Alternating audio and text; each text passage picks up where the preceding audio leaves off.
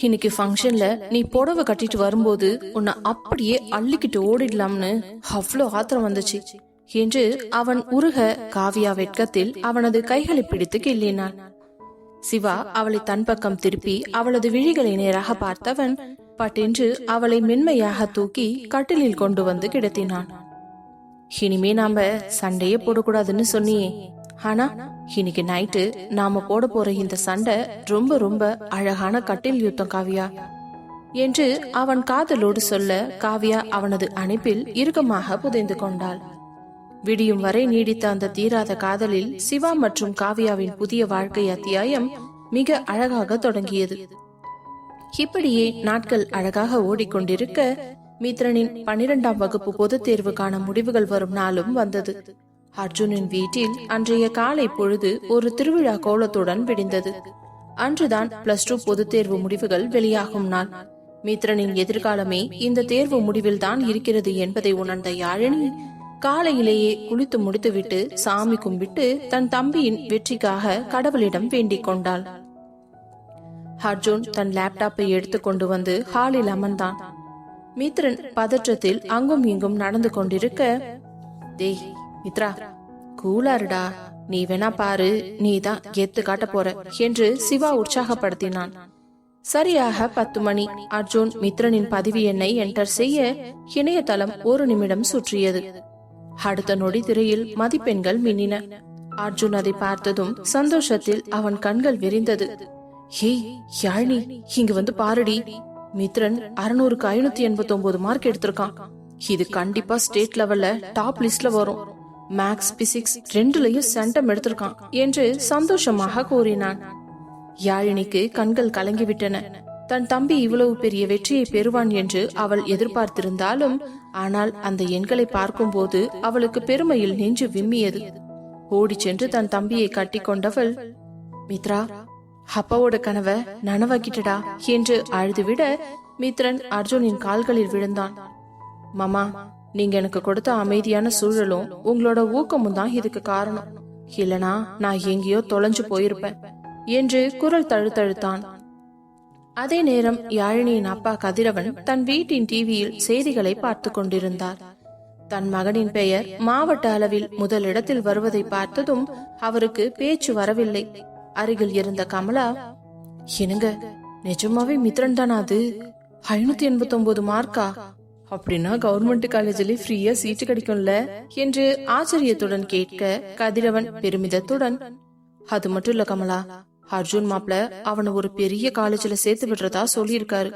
இனி என் மகன் வாழ்க்கையே வேற லெவல்ல இருக்கும்" என்றார். கமலாவுக்கு மனதிற்குள் ஒரு ஓரம் பொறாமை இருந்தாலும் தன் கணவனின் முகத்தில் இருந்த அந்த நிம்மதியை கண்டு மௌனமானாள். அவர்கள் இருவரும் தங்கள் வீட்டிலிருந்தே அந்த சந்தோஷத்தை கொண்டாடினார்களே தவிர யாழினியின் வீட்டிற்கு செல்ல கமலா தயாராக இல்லை. அடுத்த சில நாட்களில் அர்ஜுன் ஒரு நிமிடம் கூட ஓய்வெடுக்கவில்லை. இந்தியாவின் மிகச்சிறந்த பொறியியல் கல்லூரியில் மித்ரனுக்கு அட்மிஷன் வாங்குவதற்காக எல்லா ஏற்பாடுகளையும் செய்தான்.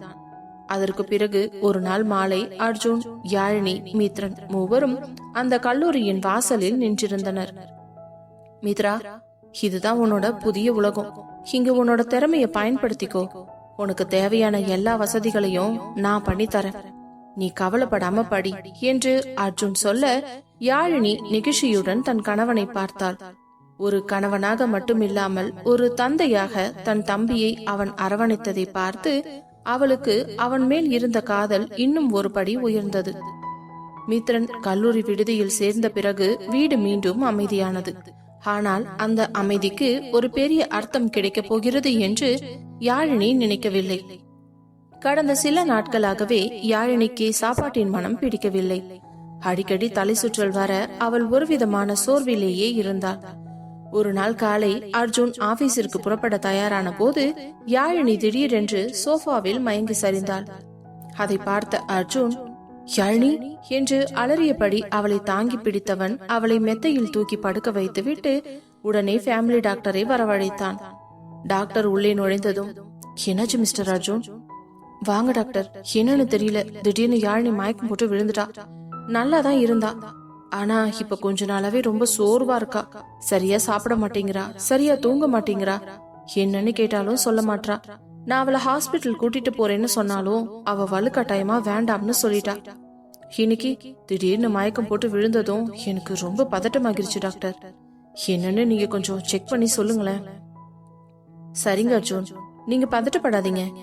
நீங்க கொஞ்சம் வெளியே வெயிட் பண்ணுங்க, நான் செக் பண்ணிட்டு சொல்றேன் என்றவர் யாழினியை முழுவதுமாக பரிசோதித்தார். பின்பு யாழினியை பரிசோதித்து விட்டு வெளியே வரும்போது அவர் முகத்தில் ஒரு பெரிய புன்னகை இருந்தது. அவரை பார்த்ததும் அர்ஜுன் வேகமாக, டாக்டர், யாழினி எப்படி இருக்கா? அவளுக்கு ஒன்னும் பிரச்சனை இல்லைல்ல என்று கேட்க, அர்ஜுன், கவலைப்படுறதுக்கு ஒண்ணுமே இல்ல. இது ஒரு விசேஷமான மயக்கம். யாழினி இப்போ 2 மாசம் கன்சீவா இருக்காங்க. வாழ்த்துக்கள் மிஸ்டர் அர்ஜுன் என்றார்.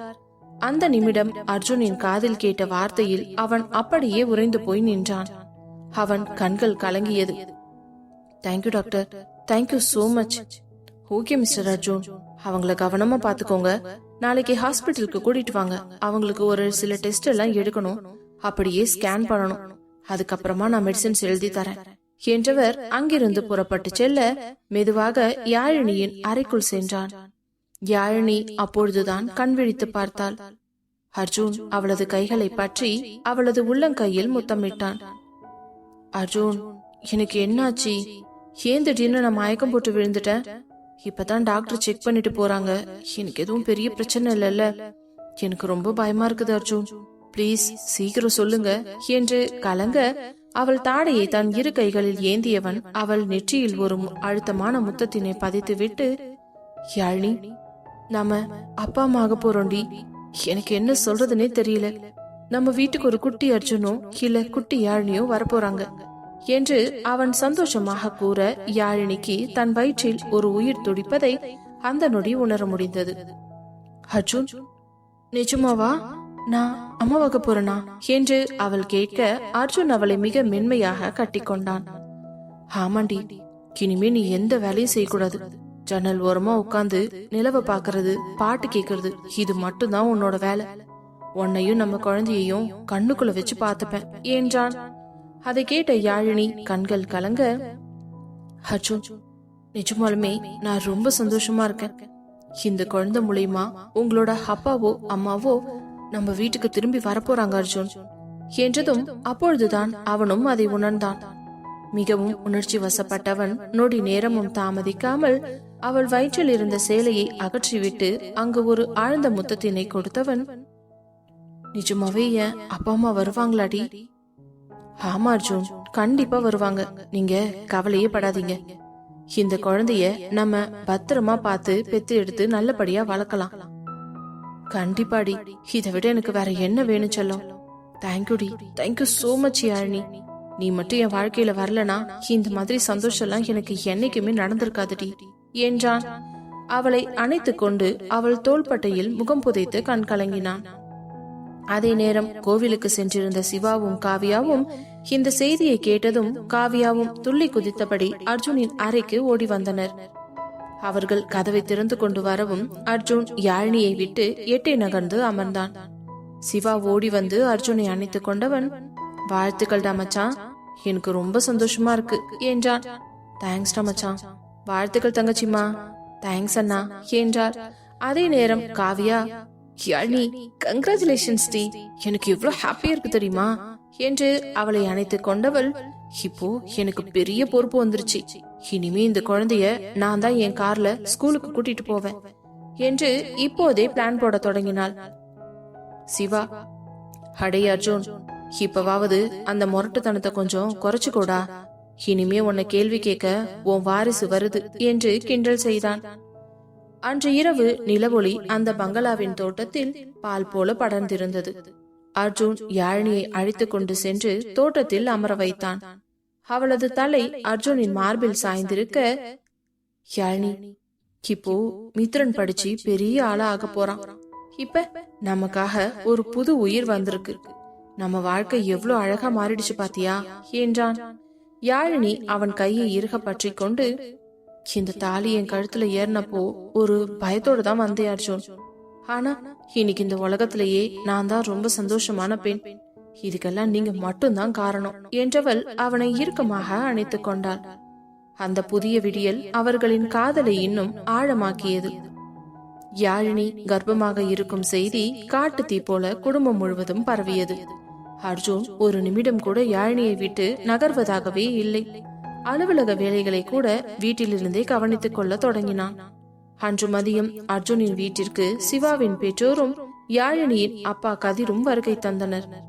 அர்ஜுன் அவர்களை வரவேற்று உள்ளே அழைத்து வந்தான். சோஃபாவில் அமர்ந்திருந்த யாழினியை பார்த்ததும் சிவாவின் அம்மா ஓடி சென்று அவளை இறுக்கமாக அணைத்துக் கொண்டார். யாழினி, எவ்வளவு சந்தோஷமான விஷயம் சொல்லியிருக்கடா. இந்த வீட்டுக்கு ஒரு வாரிசு வரப்போகுதுன்னு நினைக்கும் போதே என் மனசு நிறைஞ்சிடுச்சு என்று நெகிழ்ச்சியுடன் கூற சிவாவின் அப்பாவும், ஆமா யாழினி, அர்ஜுன் அப்பாவாக போறான்னு நினைக்கும் போதே எனக்கு ரொம்ப பெருமையா இருக்கு. அவன் தப்பு பண்ணப்பெல்லாம் அவனை திட்டி இருக்கேன். ஆனா இன்னைக்கு அவன் ஒரு பொறுப்பான குடும்ப தலைவனா நிக்கிறத பார்க்க சந்தோஷமா இருக்கு என்றார்.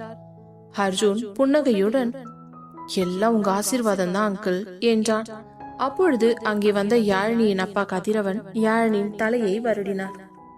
யாழினி, உன்னை இப்படி ஒரு நல்ல இடத்துல இவ்வளவு சந்தோஷமா பார்க்கும்போது என் ஆயுசே கூடுன மாதிரி இருக்குதுடா. அர்ஜுன் மாப்பிள்ள உன்னை தங்க தட்டுல வச்சு தாங்குறாரு. எனக்கு இதை விட வேற என்ன வேணும் என்று அவர் சொல்லும் போதே அவர் கண்கள் கலங்கி இருந்தன. யாழினி மெல்ல அவர் கைகளை பற்றி கொண்டாள். அப்பா, நீங்க வந்ததே எனக்கு பெரிய சந்தோஷம். மித்ரன் கிட்ட பேசுனீங்களாப்பா? அவன் காலேஜ்ல சேர்ந்துட்டான்பா என்றதும், அவன் நல்லா இருப்பான்னு எனக்கு ஏற்கனவே தெரியும்டா. மாப்பிள்ளதான் எல்லாத்தையும் முன்னாடி நின்னு செஞ்சு கொடுத்திருக்காருல்ல என்றார் கதிரவன். அர்ஜுன் கதிரவனை பார்த்து, மாமா, நானும் உங்க மகன் மாதிரிதான். மித்ரனுக்கு நான் என்ன செய்யணும்னு நினைக்கிறேனோ அதத்தான் செஞ்சேன் என்றான். இதை கேட்ட கதிரவன் நெகிழ்ந்து போனார். இல்ல மாப்பிள்ள, இந்த உலகத்துல இந்த காலத்துல இப்படி ஒரு குணத்தை பாக்குறதெல்லாம் ரொம்ப கஷ்டம். நீங்க என் மகளை கல்யாணம் பண்ணிக்கிட்டதே நாங்க பண்ண பெரிய புண்ணியம்தான் என்றார். அதே சமயம் கதிரின் வீட்டில் கமலா தனியாக அமர்ந்து புலம்பிக் கொண்டிருந்தாள். கதிரவன் அர்ஜுன் வீட்டிற்கு சென்றது அவளுக்கு அறவே பிடிக்கவில்லை. இங்க பாருடா, அந்த அர்ஜுன் என்னவோ பெரிய மகான் மாதிரி எல்லாரும் அவனை புகழுறாங்க. அவன் எதுக்கு என் பிள்ளைய ஹாஸ்டல்ல கொண்டு போய் வச்சிருக்கான்? இங்கேயே இருந்து படிச்சாதான் என்னவா? எல்லாம் அந்த யாழினி பண்ற வேலைதான். அவ மட்டும் அங்க ராணி மாதிரி இருக்கிறத பார்க்கவே முடியல. இப்ப வேற அவ விசேஷமா இருக்காளாம். ஊருக்கே தண்டார போட்டு சொல்லுவாங்க போல என்று அர்ஜுனை பற்றி மிகவும் கீழ்த்தரமாகவே தனக்கு தானே பேசிக்கொண்டார். அர்ஜுன் வீட்டில் சிவாவின் அம்மா யாழினியை சமையல் அறைக்கு செல்ல கூட அனுமதிக்கவில்லை. யாழினி, இனிமே நீ ஓய்வுதான் எடுக்கணும். உனக்கு என்ன பிடிக்குமோ அதை சொல்லு, நான் செஞ்சு தரேன் என்றார். காவியா இடையில் புகுந்து, அத்த, நான் தான் இருக்கேன்ல, யாழினிக்கு என்ன வேணுமோ நான் பாத்துப்பேன், நீங்க கவலைப்படாதீங்க என்று குறும்புடன் சொன்னாள். சிவா அர்ஜுனை தனியாக அழைத்து சென்றவன், என்ன மச்சான், இன்னும் அந்த பழைய அர்ஜுனாவே இருக்க? இப்பவாவது கொஞ்சம் முகத்துல சிரிப்பைத்தான் கொண்டு வாயேன். நீ அப்பாவாக போறடா. இனிமே அந்த பிசினஸ் டென்ஷன் எல்லாம் மூட்டை கட்டி வச்சுட்டு யாழினியை மட்டும் நல்லா கவனிச்சுக்கோ என்றான். அர்ஜுன் மென்மையாக சிரித்து, யாழினி வந்த பிறகுதான் சிவா என் வாழ்க்கைக்கு ஒரு அர்த்தமே கிடைச்சிருக்கு. அவளுக்கு தெரியாமலேயே அவ என் முரட்டுத்தனத்தை எல்லாம் மாத்திட்டா. இப்போ இந்த வாரிசு வரப்போகுதுன்னு தெரிஞ்சதும் எனக்குள்ள ஒரு பயமும் பொறுப்பும் அதிகமாயிடுச்சுடா என்றான். மாலையில் அனைவரும் அவர்கள் வீட்டிற்கு கிளம்ப தயாரானார்கள். கதிரவன் யாழினியிடம் விடை பெறும் பொழுது, அம்மாடி, உடம்பு பாத்துக்கோமா, மாப்பிள்ள சொல்றத கேட்டு நட, அடிக்கடி வந்து பாக்குறேன் என்று சொல்லிவிட்டு புறப்பட்டார். சிவாவின் பெற்றோரும் ஆசீர்வாதம் செய்துவிட்டு சென்றனர். இரவு நேரம் வந்ததும் அர்ஜுன் யாழினியை தோட்டத்திற்கு அழைத்து சென்றான். நிலவு மிக அழகாக பிரகாசித்துக் கொண்டிருந்தது. அர்ஜுன் அவளை ஊஞ்சலில் அமர வைத்து அவளது மடியில் தலை வைத்து படுத்துக் கொண்டவன், யாழினி, இன்னைக்கு எல்லாரும் வந்ததை பார்த்தப்போ எனக்கு ஒண்ணு தோணுச்சு. ஒரு சின்ன உயிர் நம்ம வாழ்க்கையில எவ்வளவு பெரிய மாற்றத்தை கொண்டு வருது பாத்தியா? உங்க அப்பா முகத்துல இருந்த அந்த திருப்தியும் சிவாவோட அப்பா அம்மா முகத்துல இருந்த அந்த சந்தோஷமும் எனக்கு ஒரு பெரிய பலத்தையே தருதில்ல என்றான். யாழினி அவன் தலைமுடியை மெதுவாக கோதி விட்டவள், அர்ஜுன், மித்ரன் எக்ஸாம் முடிஞ்சு பெரிய காலேஜ்ல சேர்ந்தது அதுக்கப்புறம் இப்போ இந்த விசேஷம் எல்லாமே கனவு மாதிரி இருக்கு. இந்த வினாடி அப்படியே உறைஞ்சு போயிடக்கூடாதான்னு தோணுது. என் அம்மா மட்டும் கொஞ்சம் மனசு மாதிரி நம்ம கூட இருந்தா இன்னும் நல்லா இருக்கும்ல என்றால் ஏக்கத்துடன். அர்ஜுன் அவள் கையை பிடித்து கொண்டு, அவங்கள விடு யாழினி, அவங்க மாறுறதுக்கு இன்னும் காலம் இருக்கு. ஆனா இப்போ நம்ம சந்தோஷத்துல எந்த குறையும் இருக்க கூடாது. நீயும் நம்ம குழந்தையும் தான் இப்ப என்னோட உலகம் என்ற அர்ஜுன் யாழினியின் வயிற்றை தொட்டு, செல்லக்குட்டி சீக்கிரமா வா, உங்க அப்பா உனக்காக காத்துக்கிட்டு இருக்கேன் என்று மெல்லிய குரலில் சொன்னான். யாழினி வெட்கத்தில் அவன் மார்பில் சாய்ந்து கொண்டாள். அந்த வீட்டின் அமைதியான இரவில் அவர்களின் காதலும் எதிர்பார்ப்பும் ஒரு புதிய சங்கீதமாய் ஒலித்தது. அதற்கு பிறகு வந்த நாளில் அர்ஜுன் யாழினியை ஒரு ராணியைப் போல கவனித்துக் கொண்டான். வீட்டில் அவளை ஒரு வேலையும் செய்ய விடாமல் கண்ணும் கருத்துமாகவே பார்த்து கொண்டான். அதே சமயம் சென்னையில் இருந்த அந்த பிரம்மாண்டமான பொறியியல் கல்லூரியில் மித்ரனின் புதிய வாழ்க்கை தொடங்கியது. அர்ஜுன் வாங்கி தந்த புதிய லேப்டாப் மற்றும் உடைகளுடன் மித்ரன் கல்லூரிக்குள் நுழைந்த பொழுது அவன் ஒரு சாதாரண மாணவனாக தெரியவில்லை. ஒரு தன்னம்பிக்கை மிக்க இளைஞனாக தெரிஞ்சான்.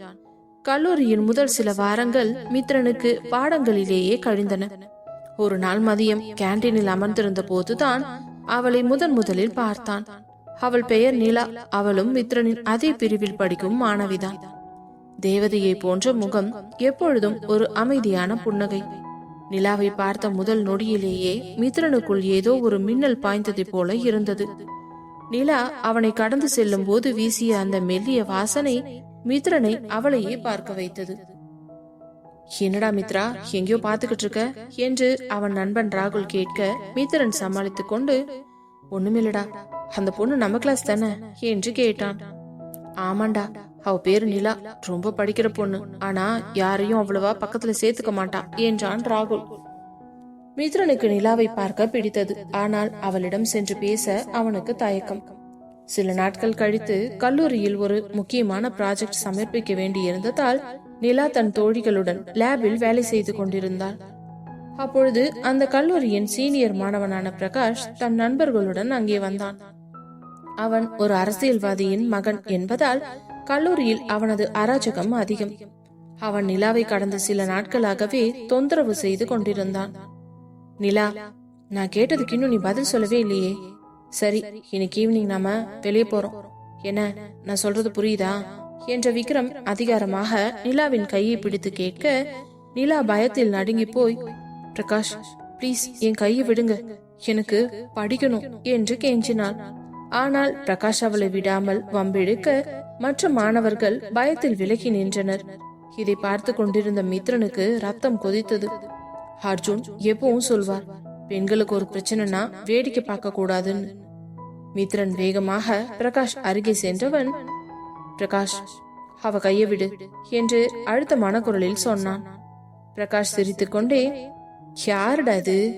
ஓ, புதுசா வந்திருக்க ஜூனியரா? உனக்கு எதுக்குடா இந்த வேலை என்று மித்ரனை பிடித்து தள்ளினான். ஆனால் மித்ரன் அசையவில்லை. பிரகாஷின் கையை பலமாக பிடித்து நிலாவை அவனிடம் இருந்து விடுவித்தவன், இன்னொரு தடவை நிலா பக்கத்துல உன்னை பார்த்தேன், அப்புறம் நீ காலேஜ் பக்கமே வர முடியாது, ஜாக்கிரதை என்று எச்சரித்தான். பிரகாஷ் ஆத்திரத்தில் மித்ரனை அடிக்க வர மித்ரன் அவனை லாவகமாக தடுத்து ஒரே அடியில் கீழே தள்ளினான். அங்கே இருந்த மாணவர்கள் அனைவரும் அதிர்ச்சியில் உறைந்து போயினர். பிரகாஷோ அவமானத்தில் எழுந்தவன், டேய், நான் யாருன்னு தெரியாம என் மேலேயே கைய வச்சிட்டல்ல, இனிமே தாண்டா உனக்கு இருக்குது, நீ எப்படி நிம்மதியா இங்க படிக்கிறன்னு நானும் பாக்குறேன் என்றவன் தன் நண்பர்களுடன் அங்கிருந்து கோபமாக சென்று விட்டான். நிலா கண்களில் கண்ணீருடன் மித்ரனை பார்த்தவள், ரொம்ப தேங்க்ஸ் மித்ரன், அவனால எனக்கு கொஞ்ச நாளாவே பிரச்சனை, யாருக்கிட்டையும் சொல்ல முடியாம பயந்துகிட்டே இருந்த என்றாள். மித்ரனோ சிரித்துக்கொண்டே, கவலைப்படாத நிலா, இனிமே உனக்கு எந்த பிரச்சனையும் வராது, என் நம்பரை வச்சுக்கோ, எதுனாலும் எனக்கு கூப்பிடு என்றவன் அவன் போன் நம்பரை எழுதி கொடுத்து விட்டு அங்கிருந்து சென்று விட்டான். அன்று மாலை விடுதிக்கு சென்ற மித்ரனுக்கு நிலாவை பற்றிய நினைவுகளை சுழன்றன. அதே சமயம் நிலாவிற்கும் மித்ரனின் அந்த வீரமும் அவன் தன்னை ஒரு போராளியைப் போல பாதுகாத்ததும் பிடித்து போனது. வீட்டில் யாழினிக்கு அர்ஜுன் மாதுளம்பழம் உரித்து கொடுத்து கொண்டிருந்தான். அர்ஜுன், மித்ரன் கிட்ட பேசுனீங்களா? அவன் எப்படி இருக்கான் என்று கேட்டாள். அர்ஜுன் சிரித்துக்கொண்டே, அவன் நல்லா இருக்கான் யாழினி. ஆனா எனக்கு அவன்கிட்ட பேசும்போது ஏதோ ஒரு புது உற்சாகம் தெரிஞ்சது. ஒருவேளை படிப்பு ஏற ஆரம்பிச்சிருக்கும் போல என்றான் கிண்டலாக. அவர்களுக்கு தெரியாது, அங்கே மித்ரனின் வாழ்க்கையில் ஒரு அழகான காதல் பூக்க தொடங்கி இருப்பது. கதிரவன் வீட்டில் கமலா இப்பொழுதும் அர்ஜுனை பற்றி தான் குறை கூறி கொண்டிருந்தாள். அந்த அர்ஜுன் நம்ம மித்ரனை தனியா ஹாஸ்டல்ல விட்டுட்டு இப்போ அந்த யாழினிய ராணி மாதிரி வச்சிருக்கிறான். நாளைக்கே மித்ரன் அங்க போனான்னா இவங்க 2 பேரும் அவனை எப்படி நடத்துவாங்கன்னே எனக்கு தெரியலையே என்று சொல்ல கதிரவன் அமைதியாக சிரித்து கொண்டே, கமலா, அர்ஜுன் மாப்பிளைய பத்தி உனக்கு தெரியல. அவர் மித்ரனை தன்னோட சொந்த தம்பியா தான் நினைக்கிறாரு. நீ தேவையில்லாம உன் மனசை போட்டு குழப்பிக்காத என்றார். மித்ரன் நிலா இடையிலான அந்த நட்பு நாளுக்கு நாள் வளர தொடங்கியது. லேபில் ப்ராஜெக்ட் செய்யும் போதும் கேண்டீனில் காஃபி குடிக்கும் போதும் அவர்களின் கண்கள் பேசிக் கொண்டன. மித்ரனுக்கு இப்பொழுது ஒரு பெரிய பொறுப்பு இருந்தது. அர்ஜுன் மாமா வைத்த நம்பிக்கையை காப்பாற்ற வேண்டும். அதே சமயம் நிலாவையும் ஒரு நிழலை போல பாதுகாக்க வேண்டும். கல்லூரியின் அந்த பாதைகளில் மித்ரனின் புதிய வாழ்க்கை மிகவும் அழகாக பயணிக்க தொடங்கியது. அர்ஜுன் வீட்டில் யாழினி இப்பொழுது 5ஆம் மாதத்தை எட்டியிருந்தாள். அவளது முகம் ஒரு தனி தேஜசுடன் மின்னியது. அர்ஜுன் அவளுடைய வேலைகளை குறித்துக் கொண்டு யாழினியின் ஒவ்வொரு அசைவையும் ரசித்துக் கொண்டிருந்தான். யாழினி, இன்னைக்கு நம்ம டாக்டர் கிட்ட போகணும், மறந்துடாத என்று அவன் அவளுக்கு பழச்சாறு கொடுத்து கொண்டே சொல்ல, யாழினி சிரித்துக் கொண்டே, அர்ஜுன், ஒரு நாளைக்கு 10 தடவைக்கு இதையே சொல்றீங்க, எனக்கு அதெல்லாம் நல்லாவே ஞாபகம் இருக்கு என்றாள். அதே சமயம் மித்ரனின் கல்லூரியில் சூழல் கொஞ்சம் கனமாக இருந்தது. மித்ரன் அந்த பிரகாஷை அடித்த பிறகு கல்லூரியில் அவனது பெயர் பரவலாக பேசப்பட்டது. ஆனால் மித்ரன் அதை பற்றி எல்லாம் கவலைப்படாமல் தன் படிப்பில் மட்டுமே கவனமாக இருந்தான். நிலா அந்த சம்பவத்திற்கு பிறகு மித்ரனிடம் பேச முயற்சி செய்தாள். ஆனால் மித்ரன் அவளிடம் ஒரு இடைவெளியை பின்பற்றினான். அது நிலாவிற்கு ஒரு விதமான தவிப்பையே ஏற்படுத்தியது. ஏன் இவன் என்கிட்ட பேச மாட்டேங்கிறான்? அன்னைக்கு அந்த பிரகாஷ் கிட்ட இருந்து என்னை காப்பாத்தினான், ஆனா இப்போ பார்த்தா பார்க்காதது போலவே போறான் என்ற எண்ணம் அவளுக்குள் தோன்றியது. மித்ரன் வேறு ஏதேனும் ஒரு மாணவியிடம் நோட்ஸ் வாங்கினால் கூட நிலாவின் முகம் வாடி போனது. ஒரு நாள் மாலை கல்லூரி நூலகத்தில் மித்ரன் தனியாக அமர்ந்து படித்துக் கொண்டிருந்தான். வெளியே ஜோவென்று மழை பெய்ய தொடங்கியிருந்த அந்த வேளையில் நிலா மெதுவாக அவன் அருகில் வந்து அமர்ந்தாள். மித்ரன் அவளை பார்த்தும் பார்க்காதது போல தன்னுடைய புத்தகத்திலேயே மூழ்கியிருந்தான். அப்பொழுது நிலாவே மெதுவாக பேசத் தொடங்கினாள். மித்ரன், என் மேல ஏதாவது கோபமா என்று நிலா மெல்லிய குரலில் கேட்டாள். மித்ரன் நிமிர்ந்து அவளை பார்த்தவன், இல்லையே நிலா, ஏன் உனக்கு அப்படி தோணுது? இல்ல, அன்னைக்கு எனக்கு ஹெல்ப் பண்ணீங்க, ஆனா அதுக்கப்புறம் என்ன பார்த்தா ஒரு ஹலோ கூட சொல்றது இல்ல, ஆனா மத்தவங்க கிட்ட மட்டும் சிரிச்சு சிரிச்சு பேசுறீங்க என்று அவள் சொல்லும் போதே அவளது குரல் தழுத்தழுத்தது. அவளுடைய முகத்தில் வேதனையை கண்டவன் ஒரு ஆழ்ந்த மூச்செடுத்து புத்தகத்தை மூடி வைத்தான். இங்க பாரு நிலா, நான் இங்க படிக்க வந்திருக்கேன். என் மாமா என் மேல ரொம்ப நம்பிக்கை வச்சிருக்காரு. தேவையில்லாத வம்புகள்ல மாட்டிக்கிட்டா அவரோட பேருக்கு தான் கெட்ட பேர் வரும். அன்னைக்கு உன்னை காப்பாத்தினது கூட ஒரு சக மனுஷனா என்னோட கடமை. அதுக்காக நான் உன்கிட்ட ஒட்டிக்கிட்டே இருக்கணும்னு அவசியம் இல்லையே என்று கொஞ்சம் கடினமாக சொன்னான். அந்த வார்த்தையில் நிலாவின் கண்களில் நீர் திரண்டது. உங்களுக்கு வேணா இது கடமையா இருக்கலாம் மித்ரன், ஆனா அன்னைக்கு அந்த பிரகாஷ் முன்னாடி நீங்க எனக்காக நின்னப்போ என் வாழ்க்கையில முதல் தடவையா நான் ஒரு பாதுகாப்பை உணர்ந்தேன். எங்க அப்பா நான் சின்ன வயசா இருக்கும் பொழுதே இறந்துட்டாரு. அம்மாவோட கஷ்டத்துலதான் வளர்ந்தேன். யாராவது என்ன தொட்டு பேசினா கூட என்னால எதிர்த்து பேச முடியாது. ஆனா அன்னைக்கு நீங்க எனக்காக சண்டை போட்டப்போ என்று சொல்லிக்கொண்டே விம்மி விம்மி அழுதாள். நிலாவின் அந்த எமோஷனல் மூமெண்ட் மித்ரனை நிலைக்குலைய செய்தது. அவளது பின்னணி அவனுக்கு தெரியாது. அவனும் தன் அக்காவின் கஷ்டங்களை பார்த்து வளர்ந்தவன் என்பதால் நிலாவின் கண்ணீர் அவன் இதயத்தை துளைத்தது. நிலா, சாரி, நான் உன்னை அப்படி சொல்லணும்னு நினைக்கல என்று பதறியபடி தன் கர்ச்சிப்பை அவளிடம் நீட்டினான். எனக்கு யாருமே வேண்டாம் மித்ரன், ஆனா உங்களை ஒரு நல்ல நண்பனா நினைக்க கூட எனக்கு உரிமை இல்லையா என்று நிலா ஏக்கத்துடன் கேட்டாள். அந்த நிமிடத்தில் மித்ரனுக்குள் இருந்த அந்த முரட்டுத்தனம் மறைந்து ஒரு விதமான மென்மை குடியேறியது. சரி நிலா, அழாத, இனிமே நாம ஃப்ரெண்ட்ஸ், உனக்கு எதுனாலும் என்கிட்ட சொல்லு என்று அவன் சொல்ல நிலாவின் முகத்தில் ஒரு மங்கிய புன்னகை அரும்பியது. வீட்டில் யாழினி அர்ஜுனிடம் மித்ரனை பற்றி பேசிக் கொண்டிருந்தான். அர்ஜுன், மித்ரன் இன்னைக்கு போன் பண்ணப்ப ஏதோ ஒரு தயக்கத்தோடவே பேசினான். அவனுக்கு அங்க ஏதாச்சும் பிரச்சனையா இருக்குமோ என்று கவலையுடன் கேட்டாள். அர்ஜுன் அவளை தேற்றி, கவலைப்படாத யாழினி, அவன் இப்போ வளர்ந்துட்டான். சின்ன சின்ன போராட்டங்கள்லாம் அவனுக்கு தேவைதான். அப்போதான் அவன் ஒரு ஆணா உருவாகுவான். நான் அவனை கவனிச்சுட்டு தான் இருக்கேன், நீ கவலைப்படாத என்றான். கதிரவன் வீட்டில் கமலா எப்பொழுதும் போல தன் எண்ண ஓட்டத்திலேயே இருந்தாள். கதிரவன் அர்ஜுன் வீட்டிற்கு சென்று வந்த பிறகு அர்ஜுனின் புகழை பாடுவதை கேட்டு அவளுக்கு எரிச்சலாக இருந்தது. ஏங்க, மித்ரன் படிக்கிற காலேஜ்ல அவன் ஒரு பையனை அடிச்சு போட்டானா.